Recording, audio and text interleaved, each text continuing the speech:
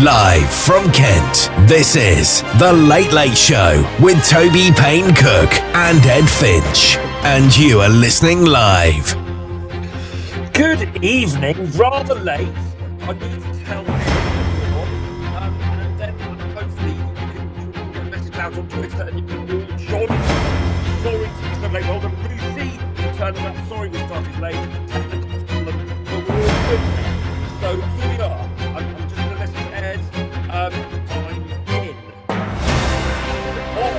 This is Teachers Talk Radio, and you are listening live. Tune in live at ttradio.org or join in the conversation by downloading the Podbean app and following Teachers Talk Radio. #TT Radio.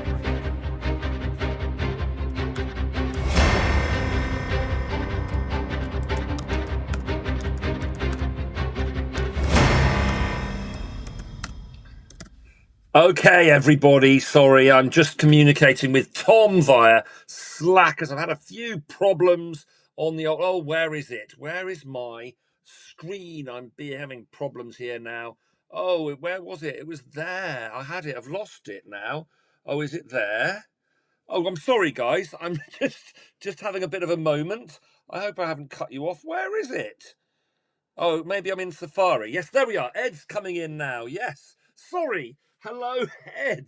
Hello, Ed. Hello, Maxim. Hello, Lucy. I've had challenges this evening because it's all changed at Teachers Talk Radio headquarters, which I sort of knew about, but I didn't really preempt it before the show.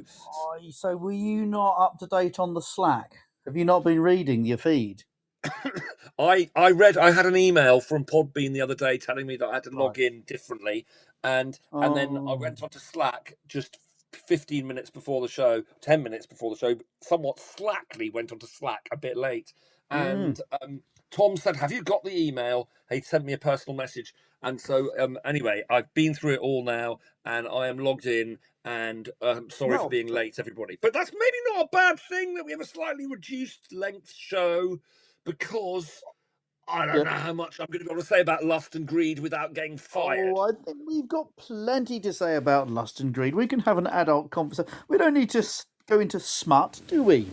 No, not at all. We can refer to the Bible and the great prophets, and we can talk about, classical mythology and all sorts. We don't need to talk about the ins and outs of the business, do we? I'm very pleased that you are ceasing to be the head teacher of a C of E primary school. Because if you were ahead for much longer, I'm concerned that you might actually become an ordained minister of the Anglican I'm considering Church. that. There's definitely money to be made there, isn't there? I'm thinking an online reverendship might be very handy in my new trade. An online reverendship. Yes, I think they do okay. I have a brother-in-law who is a rector. And I met him, didn't I? Did I meet you him? have met him. Let's not yes, you have. And I think in terms of salary, I don't think it's wonderful, but in terms of perks, I think it's pretty good. Perks? I don't know about that. Tell me about the perks. Don't tell me too much about the perks. It doesn't involve lust. It doesn't involve lust. I think it does. I could tell you some stories about vicars of my acquaintance, which would raise an eyebrow, I can tell you. I won't do that because this is a respectable family show. But yes, I won't go into it, but let me tell you, I think lust does come into it. So are we going for lust, or are we trying to go for lust and greed, or where are we going? I think we should probably do lust, and then if we run out of time, if we we can move on to greed. So are we finishing on time? Are we? Is the idea that we finish at the normal time? So we've only got 47 minutes. Less if you take off the news, about 40 minutes with a song at the end, remember? About 35 minutes to cover the whole of the field of lust. Indeed. And so it's you're right. In Teachers Talk Radio terms, I don't think that's too ambitious. But in radio terms, to cover lust in 50 minutes or less than in 40 minutes you're right. You are right. I'm starting to feel like I sound like a bit like David Mitchell talking to Bob Mortimer on Would I Lie to You? I love that dynamic that they have. maybe we're just gonna maybe we might finish our Teachers Talk radio show, and then someone from Talk Radio or BBC Radio 4 or whatever might contact us and say, "Yeah, you boys are good, aren't you? You can have a proper radio job." Do you think? I mean, I think it's going to happen, Ed. I'm going to be setting up my new classroom in late July in my new school, and I'm going to get a message. We're going to pay you £100,000 a year to do this wonderful radio show, well, and I'm going to pay £1,000. I'd probably do it. I think I would. Well, I would. I'd do it for £100,000. I'd probably do it for 40. For 40 grand. Yeah, I don't think you're going to be offered 40 quid, maybe. I've seen our expenses. Oh, hang on. I haven't checked that. We got an expenses email, didn't we? Yeah. How much have we we got made? 50 quid, mate. 50 quid. We got 50 quid. If we go to quid credits for doing and this jewellery, we can give ourselves a headache with that. Yeah. Most downloaded show once. We were the 4th most downloaded show. Yeah. And Friday night. Lucy says we should do it on a Friday night. TV Friday night show. Friday night. Don't forget your toothbrush. That was a classic, wasn't it? We could do something a bit like that. Toothbrush. And there was TFI Friday, wasn't it? TFI Friday. Great show. And then there was but I think who's it? She used to listen to our radio show a couple of times. Miss Saeed, is that right? Miss Saeed on the twits. She saw one of our little video clips at Heartland, I think, when we went for that ridiculous swim. It was your ridiculous idea, and you grazed your knee, I think, against Barnacle. I bled a lot. I would have been attracting great white sharks for miles around, but fortunately I got out before they got there. It was a great swim. That was one of the great swims, and we shall have another one before too long, I hope. Yes. She thought we were TV worthy, didn't we? But in what manner? Julia Bradbury used to do those ones where she went for a walk somewhere pretty, didn't she? You can imagine us with Julia, because she's lovely. That's a good link to she's lust, a middle-aged isn't it? man's That was crush, isn't my she? reaction to you mentioning Julia Bradbury. And suits you, sir.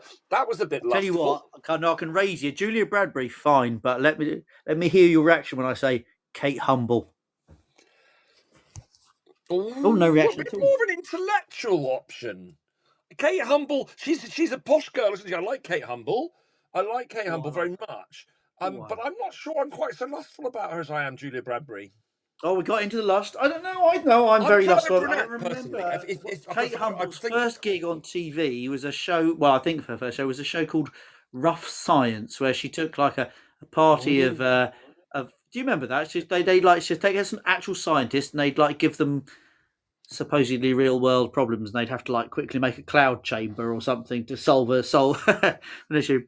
I mean, it's very many years. At least 20 years ago now, but she was very lovely, very lovely. I would say that was 1997, maybe. We've all aged since then, but Kate, I think, has aged better than most, better than me, anyway. I think we should move on. But no, that got us into the field of lust. When did lust first come into your life, then, Mr. Payne Cook? I think lust first came into my life. This is a good question. That's a great question. Lust first came into my life without fully understanding it, but I think it probably was Daisy Duke. Dukes of Hazzard. I was probably about 8 years old, maybe even before that. I'm going back before that, actually. I got excited by. I was excited by it, and I have to say I don't get quite as excited by this now as I did then. When I was less than 6 years old, I was transfixed and beguiled by Kate Bush singing Wuthering Heights on Top of the Pops. Yes, a lot of people find that, that was a stand-up moment. I think right across the country, people were staring at their screens. I don't think that was lust. I don't think that was lust. I think that was just your head exploded. Who knew that such things were possible? At that time, it was an innovative sound, wasn't it? It was, but I was. All sounds were innovative to me at age 6, probably. At age 6. See, age 6, I think I'm right in saying age 6. My big sister Sarah, who's been in the news of late, my big sister Sarah, had never mind the bollocks. Here Come the Sex Pistols, and she played that on the dance set, and I thought that was marvelous. Marvelous. I would say lust came into my life at that point, but it's my No. earliest sort of like, well, this is jolly exciting music memory. Before that, I'd known lots of Wings and Beatles and stuff, but I hadn't really had anything quite as exciting as God Save the Queen. So that had been The about that was fascist well, regime. 1977, wasn't it? And I was about 6ish. Happy days. Yeah. Yeah, so I think, but there was around that time there was Kate Bush, and then there was probably Olivia Newton-John from the She video was with great. her spray on leather cax from the video from whether it's Summer Loving or You're the One That I Want or something like that. But then, do you And remember when she then did Let's Get Physical? My Let's Get lord, that was a Physical. very Oof. troubling experience for a young man, wasn't it? And then it was probably I got pretty excited. This now we're going to 1983 now, which if we're talking Top of the Mm. Pops and we're talking about that. I think I got quite excited by Nina Oh, until she 99 lifted her Red arms up. Balloons. I was probably Marvellous. 10 or 11 then, and then Mm. but How's she before that, nowadays? Do we know? Is she still trading? Is she still happy? I think she is actually. I think she's still performing. I think Do she's you think she gets bored of having to sing that one song? 15 times. People go and see her and they're like, I have to be honest with you, I've only come for the one song. Will you do it soon so I can get back for the babysitter? Don't leave it to the encore. Just put it up first so we can all get an early night. Yeah, and then play it 10 times. No, I think but you know, I think Daisy Duke on Dukes of Hazzard was probably was that lust as well? I don't know. It certainly confirmed that I found women of a certain nature intriguing, and that I didn't find, you know, it probably confirmed that I was a heterosexual, I think, at quite an Mm. early age. Yeah, so I was But talking but to when it was a lust, homosexual friend just yesterday and about formative sexual experiences. Um, and yes, he said that, well, he was just saying as a very young child, he'd seen I think he was talking about classmates when they were getting ready for swimming, and he'd been frankly appalled, frankly appalled, and it's realised that he wasn't interested in that. I don't mm, know. I thought, well, I mean, he's like, yeah, I knew from a very early age because I saw this, and I thought, oh, I don't want that. But I don't remember mm. seeing anything of the sort. And I grew up with sisters, so boring nudity all the time. I think from the age of nothing. So I don't think. I think it sort of hits differently, doesn't it? I think if you'd. Talking of that, talking of the family and Mm. incest. I'm not going to talk about incest, but No, just not in any great detail, I hope, because you do have that job to go to.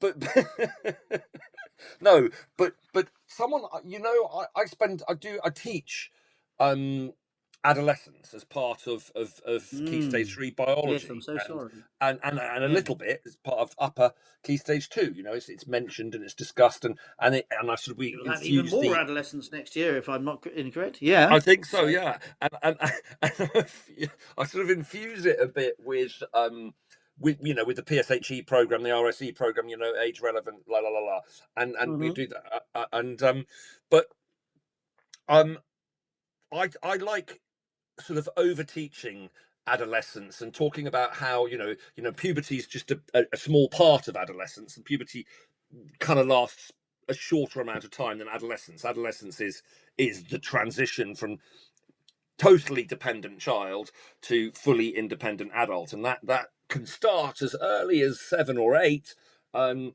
and you know, in some cases, and carry on until we're in our mid 20s. But it probably doesn't last that long a window for everybody. But you know, it can begin early and finish early, and begin late and finish late, etc., etc. But during adolescence, you know, the peak sort of adolescence and puberty, I suppose, as well, the puberty part of it, the physical part of it, you know, when children are, you know, year 7, 8, 9, 10, you know, sort of between 11 and 16, really, I suppose, they are complicated, right? And they're going Hmm. through a lot of changes, and they're very Yeah, confused, and you and bet. they are become sort of aliens to their parents, you know.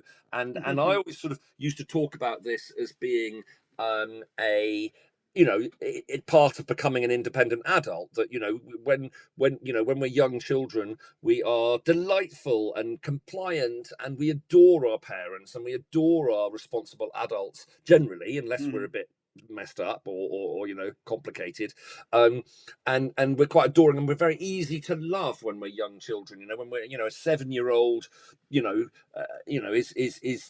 or a 4-year-old or an immature 9-year-old is a very lovable little creature and very easy to adore and love, whereas a 13-year-old is harder to love, because they are they're questioning everything, they're pushing boundaries, and I always sort of used to talk about this as it being a purely so that your parents do a bit less for you, so you're developing your independence, because one day your parents aren't going to be there to cook your food, tuck you up in bed, etc., etc. So it's a sort of, I was thinking of it as a sort of breaking the shackles of nurture, if you like. But a colleague of mine said, well, no, it's yes, it is that, but the main reason we're so unpleasant to our parents and our brothers and sisters in adolescence is to make sure that evolutionary wise we don't basically interbreed, and I hadn't ever considered that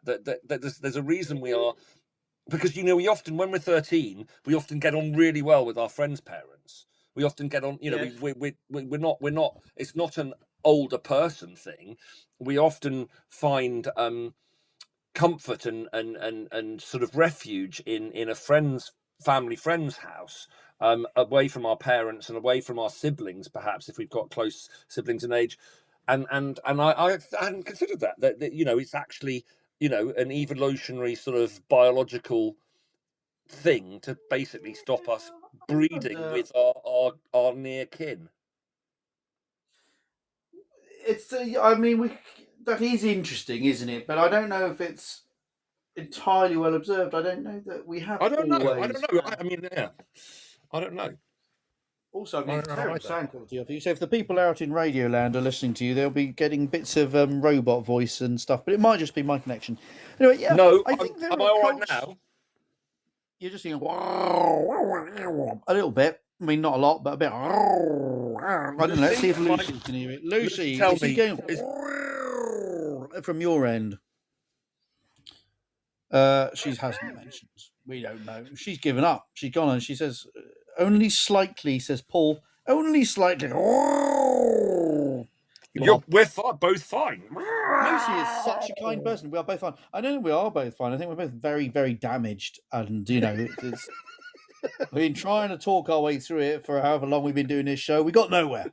No, it's time to pack it in. We got nowhere. As therapy, this has been useless. We're just getting to the good stuff now, though, aren't we? I thought we were going to talk about that sort of polymorphously perverse bit you get when you're just coming into your sexuality and everything is sexy, and you get sort of lust untrammeled from gender or availability or appropriacy in any way. You just think, oh, here we go again. I mean, this whole thing of lust being a sin, you go, well, that's just nonsense, isn't it? Come on, Bible, that's nonsense, because we have to carry on making more humans, otherwise there'd just be no more humans, and that would be terrible. I think, do all creatures experience lust, or is there some way in which we could say lust is different from the sort of grim desire to prolong the species? I don't really want to do this, but I better handle, there'll be no babies. I don't think it works. Does lust, but do all intimate, loving relationships begin with lust? No. No, they don't, do they? No. I don't know. I mean, all mine have, but I mean, all mine? Is that true? Yeah, it is. I don't know. Yeah, but maybe that's evolution's way of getting us to get together. So, they wouldn't get together really, because actually it's really inconvenient, and you end up having to have a shared bank account, and that's just nasty. So we'll just make them really want to take each other's trousers off for a bit, and then once they've sort of got through that, they're going to find that they're stuck in this dreadful compromise. I don't think I don't know. I just don't know. I just don't know if I understand really what. I'm just thinking out loud now. So I haven't ever given. What do you normally do? What do I normally do? I haven't normally thought I haven't thought much about lust. I mean, I've probably done a You're lot not. of lust, but I haven't thought You've gone about around it. lusting like nobody's business and never spent the time to No, consider your actions, my friend. but now, I think um, finding people attractive, thinking Hmm. you are beautiful, thinking you are Yes. beautiful. Um, I do that quite a lot, but it Yes. doesn't. That doesn't translate into I want to No, not at smooch all, with because you you hear their and get voice and into it's bed an with you. immediate turn off, or is that just me? Uh, Sorry. as I said, then you hear their voice and you're like, oh no, Oh I yeah, you can might be. hear their voice, or you might see their mannerisms in more Or you detail, might, yes, you or you might might hear realise an they vote opinion. Tory, Yes, or, or, instant. or they voted Leave, or they've got, or they like Gary Barlow, and All of yeah, these instant turn-offs. Yeah, I mean, so I'm trying to think. I'm trying to think of people I've had. You said, was it intimate, loving relationships? yes, How long do these intimate, loving relationships have to be to qualify? I mean, are we talking weeks I here, or are don't we know. I mean, hours? love is really hard to define. I think love's harder to Mm. define than lust, I suppose, isn't it? Oh, well, Because surely it is. Yes. um, I mean, the Greeks, as we know, had 7 different words for love, didn't they? They had agape. We did this one. But how many words did they have for lust? I don't know. If there are any Greek scholars out there, perhaps they could tell us. But I yeah, mean, yes. So lust, I don't know. Lust, here we go. has We're at Friday night. We're at the nightclub on the Cowley Road in Oxford. Transformer was the night on a Friday. It was kind of an indie rock night mostly, and you had to pile up there on a Friday night. There's really nowhere else to be. Lots of people wearing black and makeup, and girls were there too. And you would hope, you wouldn't always succeed, but you would hope to cop off. I'm talking about the mid 1990s here. um so you were looking around when you were scoping, thinking, will I get lucky tonight? I mean, more often than not you didn't, but you didn't enter the place without thinking you might. mm, And so you were looking for lust. You certainly weren't looking for love. You weren't thinking, I'm going to go to Transformer on a Friday night because I'm going to find a life partner. This is a person that I will walk through life and will be like a coat from the cold for me. No, you weren't thinking that. You were thinking, will I cop off tonight? And as I say, the answer is generally no. But you were out looking for lust. Maybe that's and I've so you always were looking yeah. Go on, carry on. for a sort of a Venn diagram in which a three-way one. You're looking for availability. Obviously, we're looking for that. At the moment, she mentions a boyfriend. That's I'm checking out of this conversation. We're looking to be attractive. We're not being over fussy on this one, are we? But then there's this sort of certain unnameable something which has to be there too. And you do. Is it lust or is it just? I don't know. Is it a pheromonal thing? Do you think? I look. I'm really not very. I have to say, I don't. I'm Were pretty. you not at Transformation on the Cowley Road? Did you miss that bit? No, I wasn't a transformation on Cali Road. So I've always been utterly useless at Mm. the sort of 10 to 2, in a nightclub, 10 minutes before closing, the quick cop off thing. I've been thoroughly disinterested in it, and also utterly useless in making. I just talk too much. I find Yes. before Yes. and also I'm not actually interested in. I although oh gosh, this is a bit hard to. I don't mind saying it, but I think from quite an early age, Mm. I found girls interesting and attractive, and was excited by the idea of them, um, Mm. from way before a lot of my other future male, my male heterosexual friends, and or to become heterosexual friends, and they, I don't know, I found but I was very slow. I didn't kiss a girl, I didn't snog a girl, Mhm. until I was 17. But my word, there were girls that I had wanted to snog from about the Yeah, age I of don't even think 12 or that's 13. probably not that late, Toby. Though, is it? Probably a lot of people were talking smack, and really, I don't Yeah, think that. I think it's probably and then not that no, I unlikely know, that but the. Yeah. True. But I'd been thinking about and wanting to, but then by the time I got to university when I was 19, when I'd had a few this, that's, and the others, but it was very different to my son, who has the kind of notch on bedpost, and I'm not talking about necessarily the full notch on bedpost. I'm just talking about the copping off bit. He's huge. From what the tales of Ollie's life in Nottingham and in P&P in Tunbridge Wells, it's quite astonishing. And He is a very attractive young man. It is true. I mean, I've not met him in person, but I know, and I'm photographically, disappointed that you've not met Ollie actually, or my kids. Have you? I know so that your you've met offspring mine. very well indeed. You do indeed. Yeah, I'm not in any way casting any aspersions, but the photographic evidence I've seen you in your mid-teen years. I mean, He's I better wouldn't. looking than me. He's very good looking. Where does that come from? Where's that coming in the family? Well, Because don't you love it? I just love it. I don't know. I just I think it's really love it gorgeous. when two relatively unattractive parents have beautiful Get together kids. and Have produced by beautiful some kids. bolt of lightning. Have Yeah. beautiful kids. But I love it even more when two beautiful parents have an ugly kid. That's brilliant. Yeah, that is brilliant. You're I agree. beautiful. And you're really How stunningly did you handsome. make that? But Heavens, let's that, see. Yeah. what recessive gene has come out there? We don't say it. We don't say it loud, do we? But we think it. Yeah.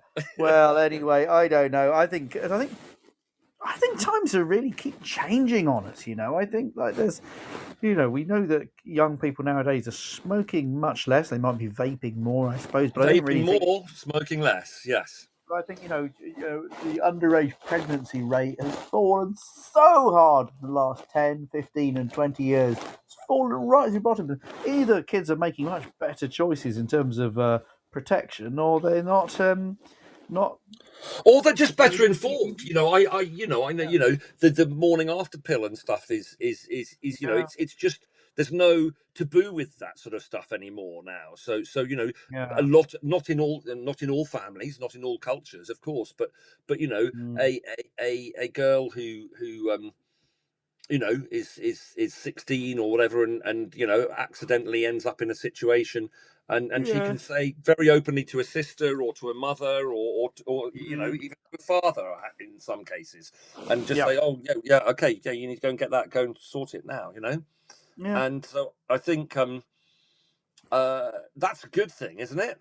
That's a good I think thing. it's a terrific thing, and I think as a very much a Sunday school child, I had huge shame and guilt around the whole subject of sex and lust and sexy feelings and things. It was it was very troubling to me as a young human. You wouldn't know to meet me now, would you? With my liberal views and my illiberal attitudes, you would have thought. But no, I was a very, very guilty, nervous child around the whole subject, and I think they must still be those young people, but in general, surely it's a bit easier to negotiate. Oh, I hope so.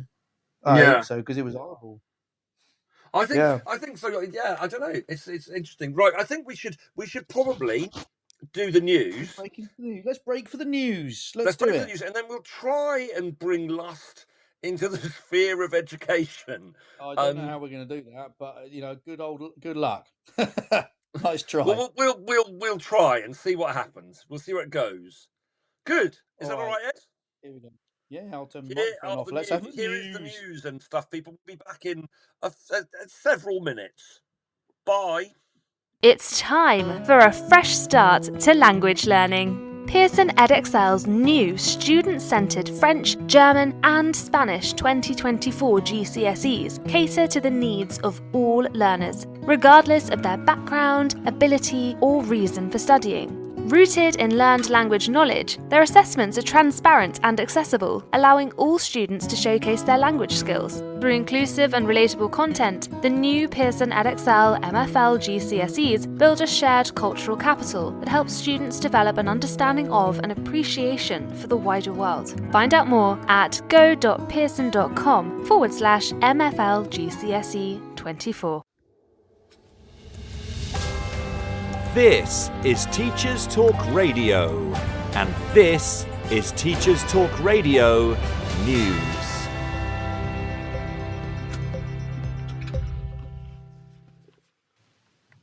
The BBC reported on the high cost of school uniforms. Whilst this is nothing new, the current cost of living crisis has brought the issue back into focus.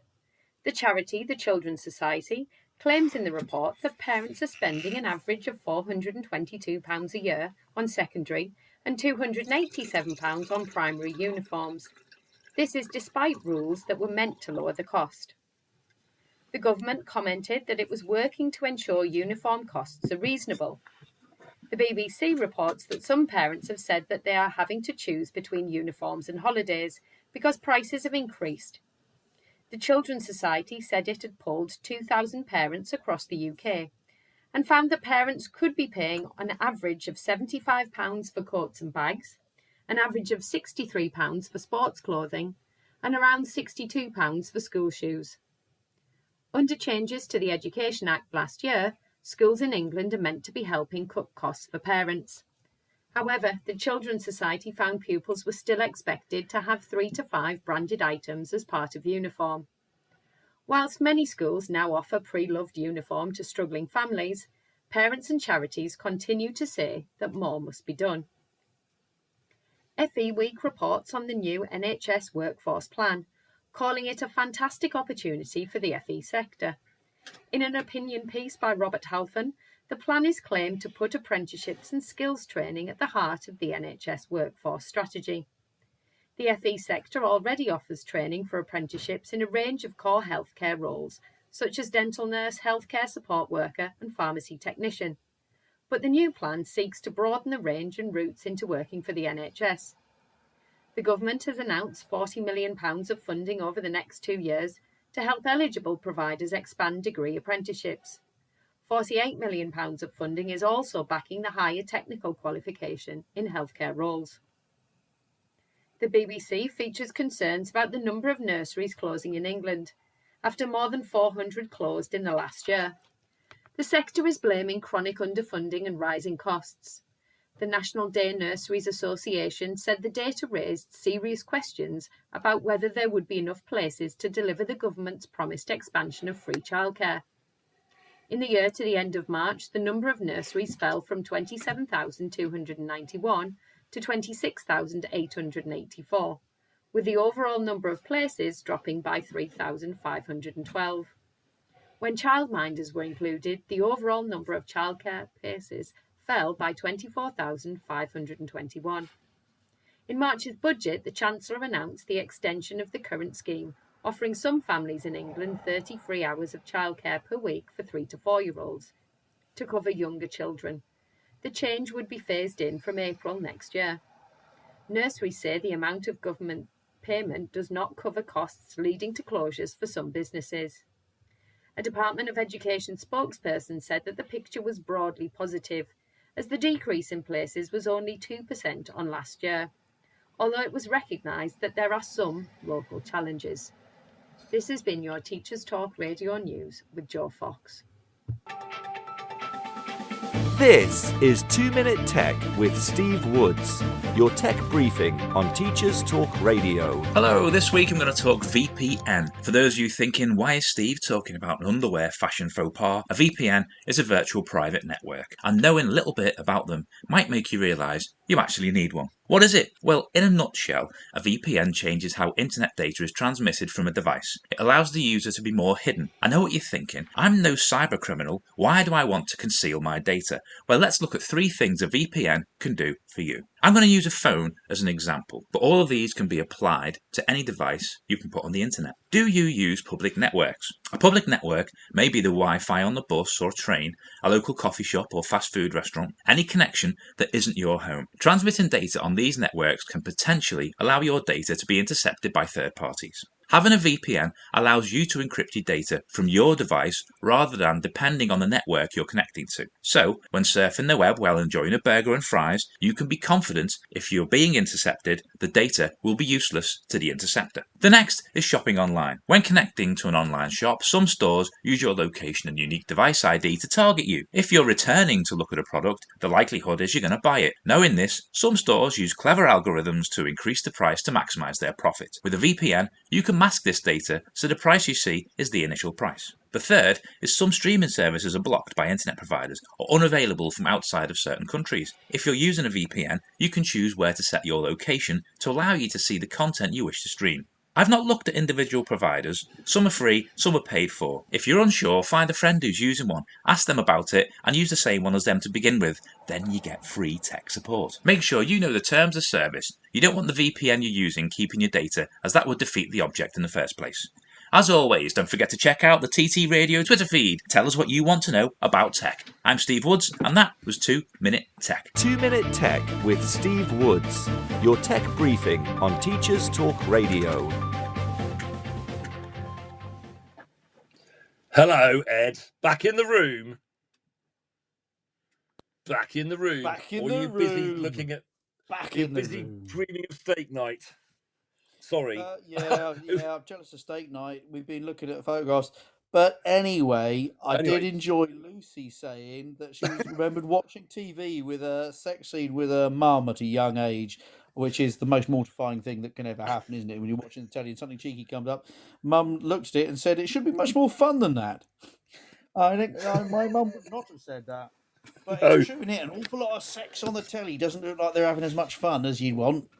And all those pictures of people looking terribly cross about it. You know, that's a sexy picture, isn't it? Oh, she looks very cross. I don't look cross in those circumstances. I look pathetically grateful.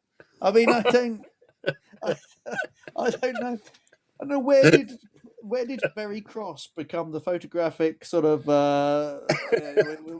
what the code word for sexually desirable, or I don't know anybody who looks that way. They look like hopefully happy and giggly. Lucy's comment has prompted me to tell you a story about a video man. Not about a video man. So you know where I grew up, Ed, because you've been there several times. My mother's house in Devon. And we used to have loads of deliveries. So we used to have a greengrocer who came on Mondays and milkman who came every day from a local dairy farm who bottled his own milk. And we used to ring up the village shop and they used to deliver. And then there was a butcher who came on Tuesdays and he put the order in for the weekend and came and delivered that on a Saturday as well. And then there was George the baker for a bit. Anyway, but we did for a brief period of time, probably in the...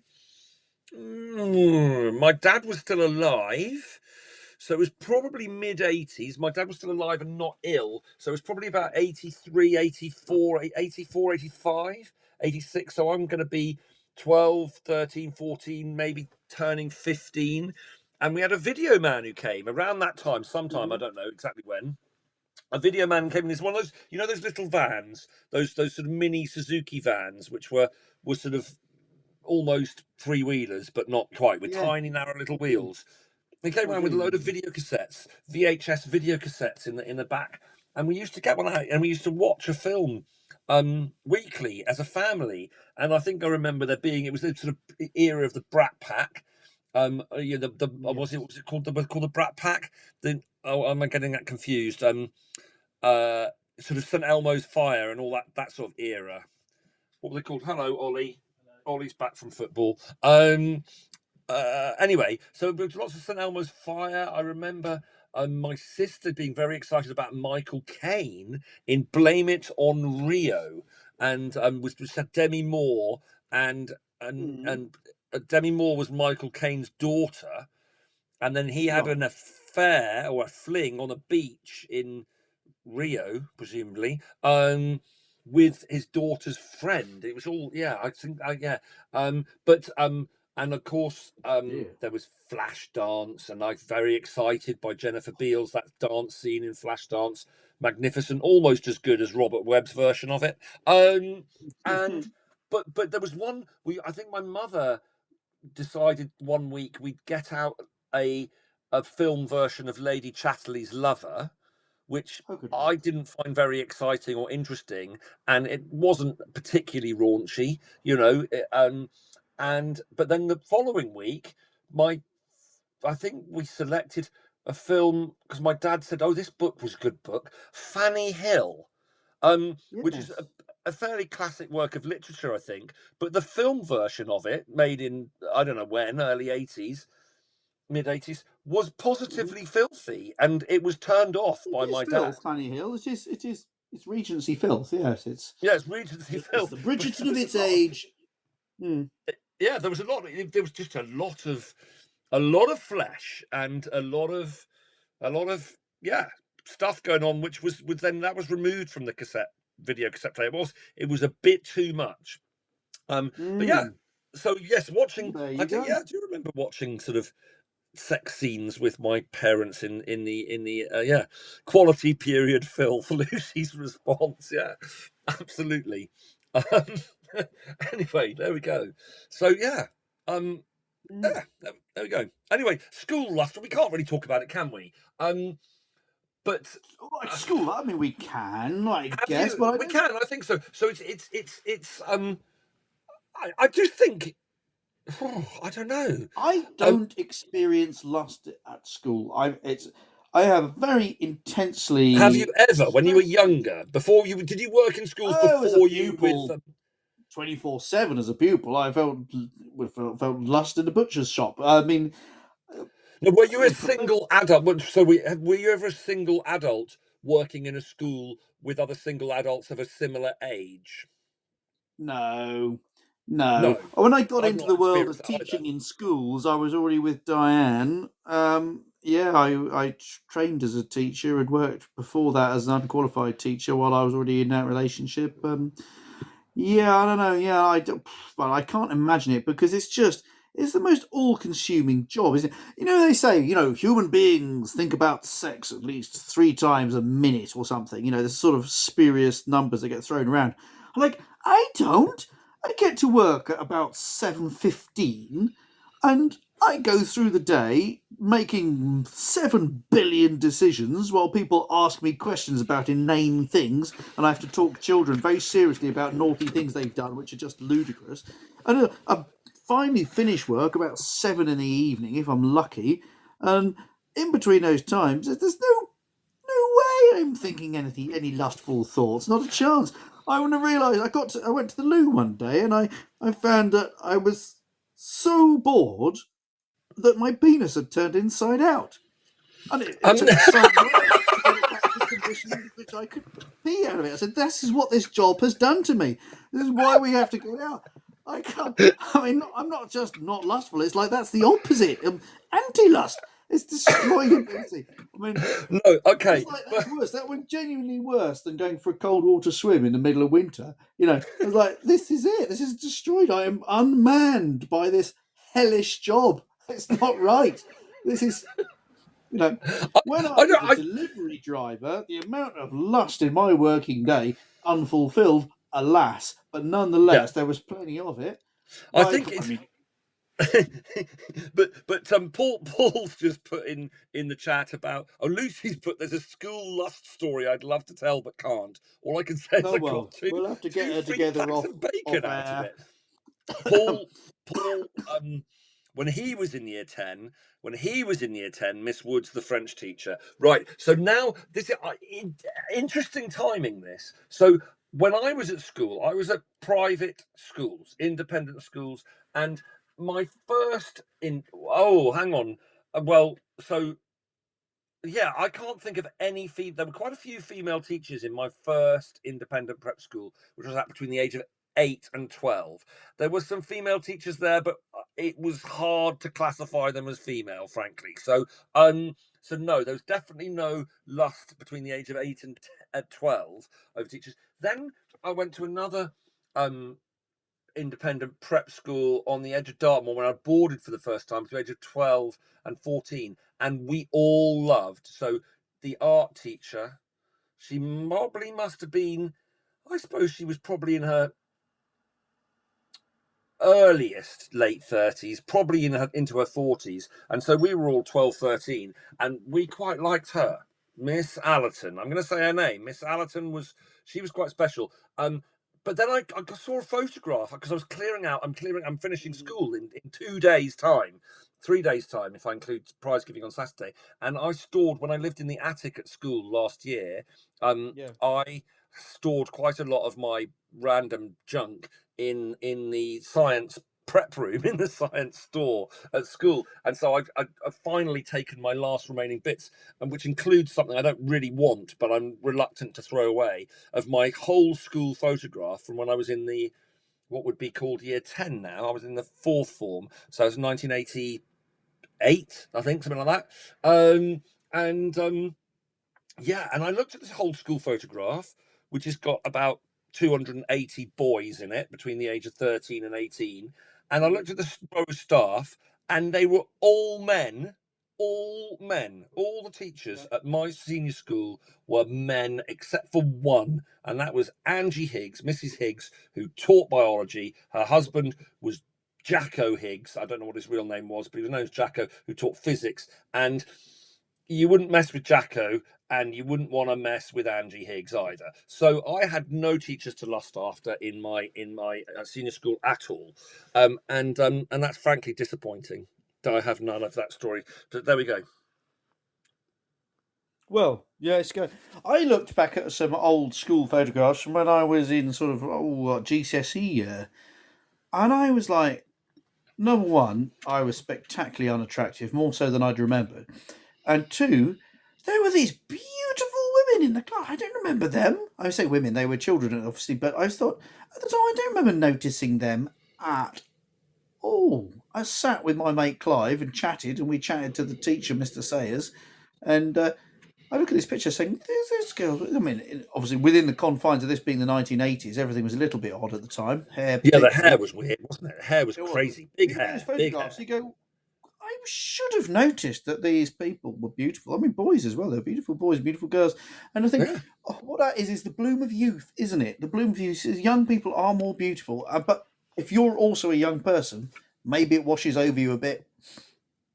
Yeah, well, young people are beautiful. I've been they are beautiful, and there's a song actually that Blur have been playing on some of their warm-up shows, and their early festival shows, which is a B-side from their second album era, Modern Life is Rubbish, called Young and Lovely, which they actually played when I saw them in Hyde Park in 2012, I think, end of the Olympics. And it's called Young and Lovely, and Damon Albarn introduced it. It's on the Park Live live recording album that I've listened to on Spotify from the 2012 concert at the end of the Olympics in Hyde Park. And he introduces it and says, this is a song that I didn't really understand at the time, but I got the idea of it from looking in Selfridge's window or something, and he was talking about mannequins, and it's called Young and Lovely, but then they had, at that time in 2012, they all had children who were becoming teenagers, and they dedicated it to their children, and it's about that sort of young, beautiful, lovely people going out for the first time on a Friday night, and just young and lovely. And I think there's absolutely no lust, to clarify, involved in this. But when I see my children's friends, my children are 20, 18, and 16. When I see their friends, and they are just lovely. They're just gorgeous. But they're not. They're very, very young in comparison to me, and they are. Yeah, but that's biology. We're supposed to be beautiful in our late teens and our early 20s, because that's when we're supposed to be breeding. But increasingly in the affluent middle classes, we're not breeding then, because we're growing our careers, or even in all classes actually.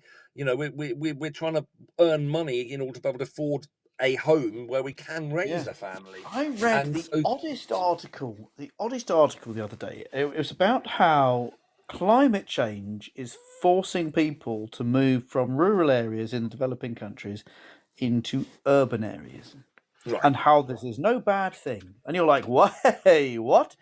So yeah, so like, oh, well, our land has used to be fertile, and we used to be able to feed a whole family on it, and now it's flooding every rainy season, and it's parched so much it's dry in between. We can't farm there. We've moved to the city, and everybody goes, "Boo hoo, this is terrible." They go, and since we moved to the city, my children have been able to go to school, and there's pharmacies, which means we're not dying of malaria. We've realised that our kids aren't all going to die, so instead of having 13, we're only going to have the 4, and this is marvellous. And you're going, it's kind of not marvellous, is it? It'd be nice if you could have healthy services out in the country. It was the oddest thing. It was one I published in an American magazine, and you just go, yeah, we are so built into this sort of this capitalist model that we can't see that what we're actually doing is mad here. Yeah, Mad. it's mad. Anyway, yeah. So there you go. Yeah, young people are, maybe I don't know. I'm not saying this seriously, but maybe we are meant to breed when we're 16 and 17 and have got bags of energy. You can dance all night when you're 17 and then go to work the next day, and it doesn't seem to be problematic. Absolutely. Maybe you can rock a baby all night and still go to work the next day. Because when I had my son, how old was I? But I was in my sort of mid-30s when I had them. I have to say that blooming killed me. That rocking him all night, sitting on the exercise ball, bouncing gently, because if I stopped, he'd cry, and then going to work in the morning. Oh my! No, Lord. it's crazy, isn't it? I only did it once, No, Yeah. absolutely. And so, and of course, your fertility, well, particularly female fertility, starts dipping a lot in your 30s and into 40s and stuff. So if you're delaying, that's anyway. It's a complicated thing. Get them out way early. Yeah. A friend, I won't say the name because some people would recognise it, but a friend at university, by mistake, got pregnant when she was still at university, and I think everybody presumed that she would get rid of this baby, but she didn't. She carried it, and she had it, baby, and she's very, very, very successful now. She's very successful. She sort of had the baby, got it out of the way, managed to somehow jig it around, maybe with the help of grandparents and things. You're like, actually, that's not a bad time. Get it out of the way and then have this cracking career rather than interrupt your career. Don't you think there is an argument there? I don't think it's a very sound there one. is. I absolutely I totally think there is. I mean, you can't legislate for this stuff, and nor should one try to. But a friend of mine, a good school friend of mine, he had a younger sister who fell off the rails in her teens, and ran away from home, left home at 15. I was actually the person who dropped her at the bus stop. She said she was going to go and meet mates in Swindon, and she didn't come back, and she ended up in a squat in Bristol.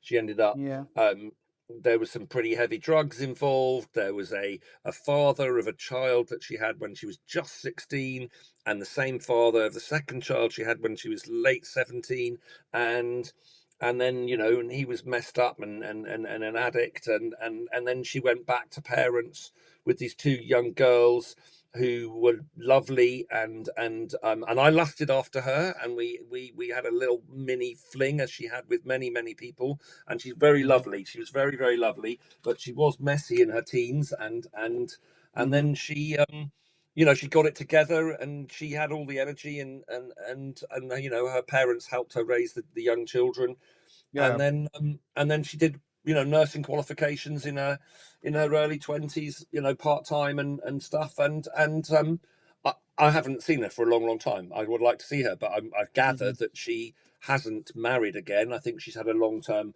partner, hasn't had any more kids, I don't think, and has so she did all that. I mean, the circumstances in which it happened were probably suboptimal, but actually there's a lot to be said. Just the thought of having teenage kids when you're in your very late 20s or early 30s, and then to be a completely independent adult without any parenting responsibilities by your mid 30s, your late 30s. How wonderful is that? Yeah, well, get it out of the way.